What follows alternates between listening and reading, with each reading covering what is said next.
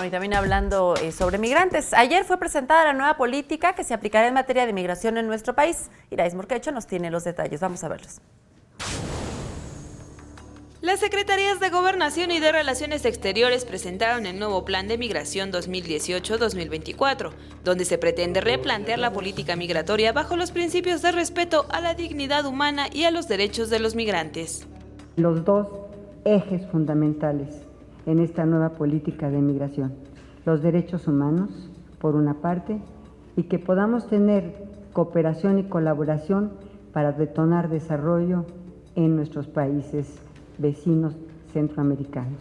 Vamos a reestructurar el instituto desde sus entrañas mismas, para que cambie la visión de no criminalización al migrante y de su respeto irrestricto a sus derechos.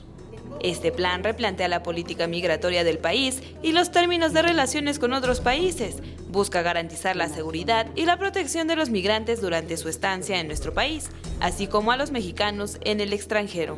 Se atiende de manera prioritaria también a los mexicanos en el exterior y en particular en Estados Unidos. Hay también una visión sobre la población extranjera en México, a la cual no solo hay que incluir adecuadamente, sino avanzar en procesos de regularización de aquellos que todavía no tienen este estatus.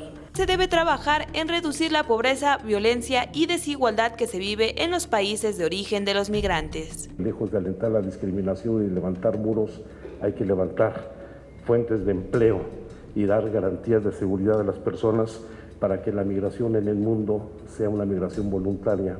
Se creará la Comisión para la Protección Integral de Niños, Niñas y Adolescentes migrantes y solicitantes de refugio, ya que en el 2016 se deportaron a 40,000 niños, niñas y adolescentes, de los cuales el 45% viajaban solos.